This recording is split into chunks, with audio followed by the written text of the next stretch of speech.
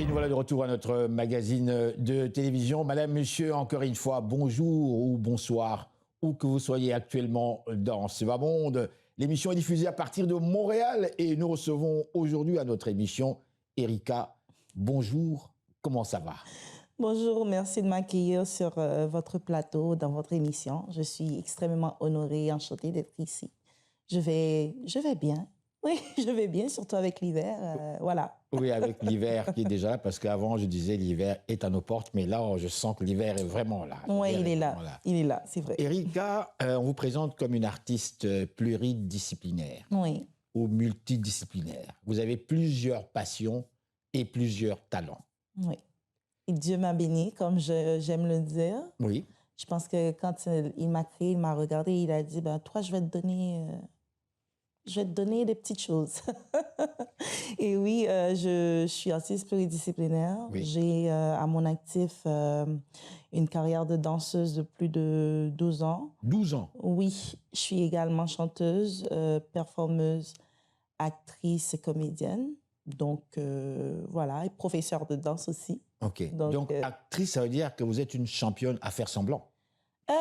Est-ce que je suis une championne? Je ne saurais pas le dire. Faire semblant? Mais c'est ça, mais je ne saurais pas dire si je suis une championne, mais je sais que on peut faire semblant. Je m'en sors. Parce qu'on dit un acteur, une actrice, oui. C'est quelqu'un qui fait semblant. Je sais que je me Il rentre dans oui. la peau, dans la peau du personnage, oui. carrément de quelqu'un, c'est ça? Oui, oui, oui. C'est tout un travail, ça. Hein? Oui, c'est tout un travail. Et disons que ce qui est bien aussi, c'est que de toute façon, dès que tu es artiste, très souvent, tu es dans un personnage, dépendamment de ce que tu veux que ton public voit, de ce que tu veux transmettre, donner. Et parfois, je vais essayer d'expliquer ce que je dis. Une personne qui est complètement... qui a peur des gens, qui est timide et tout, mais c'est une personne aussi que tu vas retrouver sur scène qui va être déchaînée, tellement son art la passionne et tout. C'est une personne qui, à un moment donné, a deux personnalités. Oui. C'est une personne dans sa vie quotidienne qui peut être timide, voilà, introvertie et tout. Oui. Et sur scène, cette même personne-là s'avère être quelqu'un d'explosif. Mais savez-vous ce que vous dites là? C'est bizarre que vous me disiez ça parce qu'on va continuer tantôt parce qu'il y a tellement à dire sur vous. Je n'ai pas encore commencé par les compliments, mais on va y arriver. Merci. Mais ce que vous dites là, c'est... Moi, ça m'avait frappé avec... je prends un exemple d'une vedette que moi j'ai adorée depuis que je suis très jeune, à l'époque de Jackson 5, celui qui est devenu Michael Jackson. Oui. Mais moi, j'aimais les Jackson 5 depuis mon enfance à Rabat, au Maroc, très jeune encore, les années 69, 70 à peu près. J'étais un fan déjà. Mais je ne connaissais pas ces gars-là. En venant ici un peu plus tard, j'ai suivi un petit peu. Là, c'est venu le fameux Michael Jackson, tout ça. Et je l'ai observé sur scène, comme beaucoup de gens, ce côté naturel, là, tu sais, de pouvoir bouger, cette façon naturelle de chanter et tout ça, en fait, de bouger sur scène. Et la réaction du public aussi. Et à un moment donné, j'ai vu une petite interview où j'avais senti que ce mec était timide. Je me suis dit, merde, attends un peu. Et par en fait sa petite voix, là. Non, mais c'est pas ça. Mais j'ai comme senti, parce que moi, je suis aussi timide. Sauf qu'on le cache, tu vois. J'ai dit, tiens, mais ce mec, il m'a l'air timide. Mais pourtant, un grand Michael ne peut pas être timide. Et quand je le voyais sur cette scène, ce que vous dites là, c'était l'explosion terrible, mais totale de toute sa personnalité qui s'exprimait. Oui, oui. Et ce qu'il faut comprendre, c'est que, et je pense que ça va faire sens, même pour vous, c'est qu'en réalité, ce n'est pas une partie de nous qu'on cache. Ah bon? Non. C'est quoi? Dès qu'on veut pleinement exposer cette autre personnalité extravertie, explosif, la première chose à faire, ce n'est pas de cacher son côté timide, c'est de l'assumer. Ouais, c'est la première étape. Tu l'assumes pleinement que voilà, je suis timide. Moi, je me rappelle, j'étais à l'école et très, très tôt, j'ai compris que j'étais timide. Vous, timide? Oui, très, très tôt, je l'ai compris. Ah bon? Et ce que j'ai fait, c'est que j'ai tout fait pour participer, disons, à toutes les activités de l'école. Oui. Tout. Oui. Même quand je bégayais pour lire les psaumes, même si c'était difficile d'aller chanter devant les gens, mais je me débrouillais pour le faire. Il fallait se défier soi-même. Oui. Donc, pour moi, c'est vraiment par rapport à mes expériences, la première étape, c'est de l'assumer. Cacher cette partie ne fait pas honneur à l'autre partie que tu veux explorer en toi. Bon, dites-moi. Ah, il y a tellement... Attends. On va revenir parce que là, j'ai des félicitations à faire. Mais avant les félicitations, dites-moi, en fait, vous êtes originaire d'Haïti, vous êtes né ici, oui, c'est ça? Je suis née en Haïti. Oui. Je suis née en Haïti et je suis arrivée ici il y a 2 ans et demi, comme j'aime le dire. 2 ans et demi? Oui, je suis une nouvelle arrivante. Pardon? Ah bon? Oh là là! Oui. Ah bon? Wow. Oui, je suis arrivée ici il y a 2 ans et demi. Oui, à peine, oui. Et j'étais enceinte pendant plus d'1 an. Bon, pas plus d'1 an. Entre la grossesse et l'accouchement, parce que je suis arrivée ici, j'étais enceinte de 4 semaines. Donc, c'était vraiment au tout début de grossesse. Oui, début, oui. Et ma fille, elle a 19, 20 mois. 20 mois à peu près. Maman, bravo, félicitations. Merci. Dieu m'a d'ailleurs bénie, c'est la 2e fois. Hein. J'ai 2 filles et mon aînée est encore en Haïti. Donc, c'est ça. Donc, j'espère qu'elle ne va pas venir, éventuellement. Je croise les doigts. J'espère qu'elle sera là très, très bientôt. Parce que, voilà, elle me manque et on a toujours été toutes les deux, elle et moi. Le fait de me séparer d'elle pendant 2 ans, c'est très, très compliqué. C'est beaucoup. C'est beaucoup. Et la situation actuelle d'Haïti ne vient pas améliorer l'inquiétude que tu as en tant que mère. Déjà, dès que tu es loin de ton enfant, c'est déjà problématique.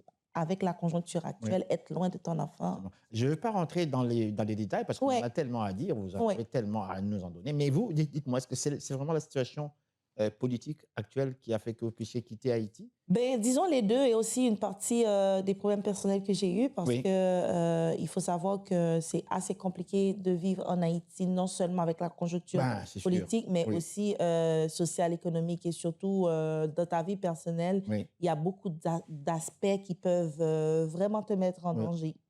Donc, à un moment donné, moi, perso, je le dis toujours, je le dis souvent plutôt, j'avais pas en tête d'immigrer.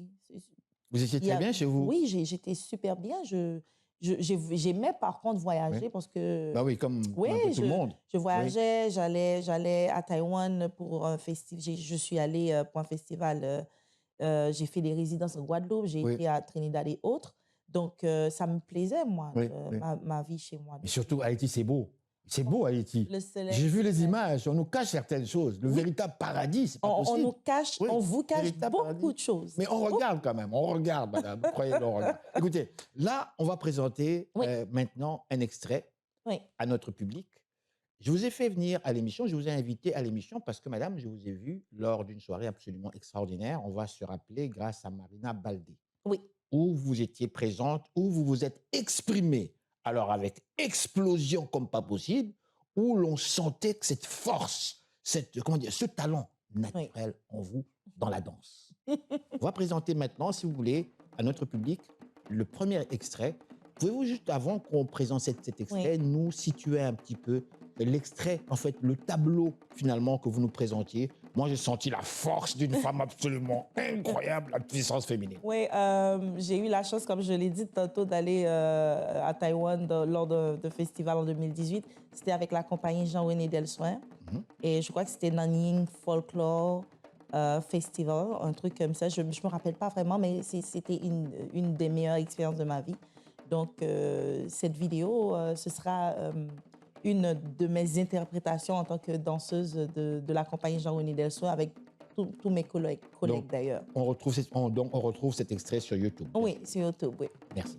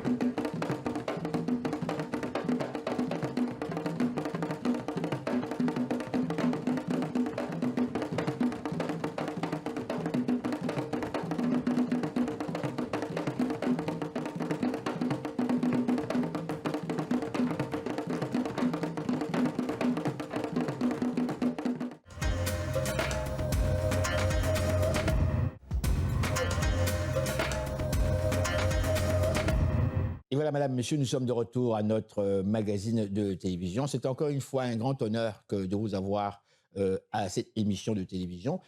Parlant un petit peu de danse comme telle, lorsque vous vous exprimez ainsi, qu'est-ce que vous voulez nous, comment dirais-je, qu'est-ce que vous voulez nous présenter exactement? Je dirais que ça dépend de la situation, ça dépend de la soirée et ça dépend effectivement du départ Ok, de je ce reviens à la corps en soirée. mouvement. On revient à la soirée où Oui. Marina Baldé nous a emmenés vers le voyage. Et c'est cet extrait-là Oui. qu'on va présenter tout de suite là à notre Oui. public. Dans cette soirée, c'était important pour moi de vivre une belle expérience parce que dès notre interaction avec Mariana, on a parlé du fait qu'elle voulait justement parler de tout ce qu'on apporte dans notre valise qui représente tout ce qu'on veut. Lorsque vous dites, pour bien situer notre public, lorsque vous dites tout ce qu'on apporte, oui. Le on, c'est qui ça? C'est tout le monde, tout un chacun. C'est l'immigrant, c'est la personne qui vit ici, c'est la personne qui va en voyage, c'est la personne qui s'en va. Mais là, on parle venir ici, ce qu'on apporte ici, au Québec, à Montréal, au Canada. Moi, personnellement, j'aime beaucoup parler de ce que moi j'apporte parce que comme je le dis à certaines personnes avec qui j'interagis, c'est la plupart du temps, on ne met pas l'emphase, on ne met pas assez ou même des fois, on ne met pas du tout l'emphase sur le fait que nous autres aussi, on apporte quelque chose. On n'est pas venu ici pour prendre. Moi, par exemple, je suis ici vraiment pour apporter la touche de chaleur que j'ai chez moi. Chez moi, on est dans la convivialité, on est hospitalier, on est beau, on est chaleureux. C'est vrai ça? Oui. Et notre histoire, d'ailleurs, parle de la résilience, parle de notre la résilience. Oui. Et moi, j'apporte tous ces aspects, tout ce côté, je dirais, haïtien que j'ai. D'accord. J'aime bien arrêter parce que j'aime bien que le public suive. Quand on parle de résilience chez vous, qu'est-ce que ça veut dire, madame? On peut déjà retracer l'histoire. Hein? Vous, personnellement, oui, on peut déjà retracer l'histoire, mais pour moi, personnellement, c'est beaucoup de choses. Moi, j'ai dû faire face très tôt au fait de ne pas avoir mon père avec moi, parce qu'il est mort, j'étais très jeune. En Haïti même? Oui, en Haïti. Et j'ai fait face à 2004. 2004, parce que, oui, étant enfant, c'était le coup d'État, je pense, le deuxième coup d'État de Jean-Bertrand Aristide. Et à cette période-là, la conjoncture, ma mère m'emmenait à l'école alors qu'on entendait les tirs de partout. On entendait réellement et vous allez à l'école quand même? Oui, j'étais à Sainte-Trinité. Sainte-Trinité était très, très proche de là où ça se passait. Donc, et l'école, c'est le point central de l'éducation en Haïti, je pense de tout part. Parce il fallait y aller absolument. Il fallait absolument aller à l'école. Donc, pour que tu n'ailles pas à l'école, il faudrait... Bon, à cette époque, les cellulaires n'étaient pas en vogue. D'ailleurs, je pense même pas que les téléphones portables existaient encore à cette époque-là. En tout cas, pas chez nous, en Haïti. J'avais quoi? J'avais 14 ans.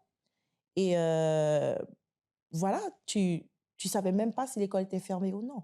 Donc, pour que tu saches que l'école soit fermée, il faut que tu t'y rendes. Oui. Donc, c'est quand tu arrives devant le portail que tu te rends compte que l'école... Que c'est fermé. Que l'école, elle est fermée. Il faut faire maintenant demi-tour. Voilà qu'il faut faire demi-tour. Donc, tu empruntais quand même le chemin pour y aller parce que l'école, tu allais à l'école. Peu importe comment ça se passait, tu allais à l'école. Donc, c'est ça, quoi. Et quand j'ai grandi, faire face à un mariage abusif, sortir de là avec ma fille, m'occuper toute seule d'elle, toute panoplie de situations qui t'apprennent ce que c'est que la résilience, ce que c'est que d'être fort, mais ce que c'est aussi de profiter, de savourer toutes les parties de la vie, parce que ces difficultés aussi font partie de la vie. Et savoir apprécier les moments difficiles, je sais, c'est plus facile à dire qu'à faire, mais savoir apprécier cette partie moins jolie de la vie, ça aussi te permet de savourer les meilleurs moments. Ah, c'est facile à dire, mais le vivre... Oui, très facile à dire, mais le vivre, c'est compliqué. Il y en a qui ne parviennent pas, vous le savez. Oui, je sais, et c'est Et c'est compréhensible. Moi, je dis que je fais des provisions pour mes beaux moments, les personnes que je rencontre là, je rencontre d'autres personnes, je fais des rencontres, j'emmagasine ces bons moments. Parce que je sais qu'à un moment donné, je vais avoir besoin de jus. D'accord, mais vous n'avez pas besoin de jus, je veux vous le dire, madame. Vous avez un grand talent. Merci. Vous êtes absolument extraordinaire et ça, Merci. Ça, c'est pas un compliment. On va présenter maintenant, si vous voulez bien, l'extrait que nous avons en fait réalisé lors de cette soirée où il était question justement, on parle de voyage quelque part, oui. Ce que nous apportons. Oui.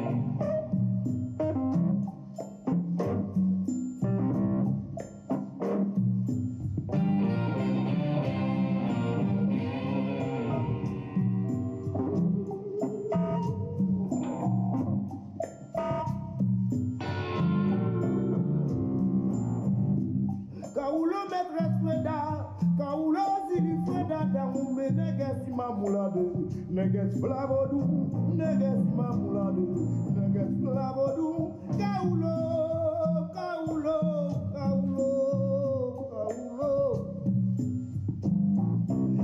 Te uyezi mujada umbe, fonti no kaila.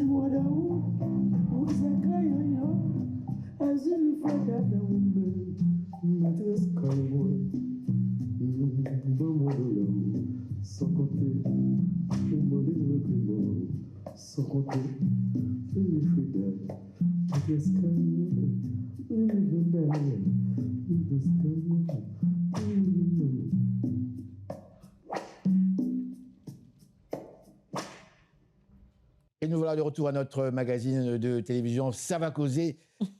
Nous sommes heureux, ma chère, nous sommes heureux d'être avec vous, de parler avec vous, d'échanger, de vous connaître un petit peu plus. Je vais vous laisser maintenant, il nous reste quoi, 1 minute et quelques, le mot de la fin. Moi, j'ai posé les questions que j'avais à poser. On a présenté les extraits, on va encore présenter un autre extrait. Mais je vais vous laisser avec le mot de la fin, vous adresser à votre public, ce grand public montréalais. Ils sont africains, ils sont québécois, oui. Ils sont latinos, ils sont chinois, qui vous regardent. Et nous sommes aussi également vus sur YouTube. Oui.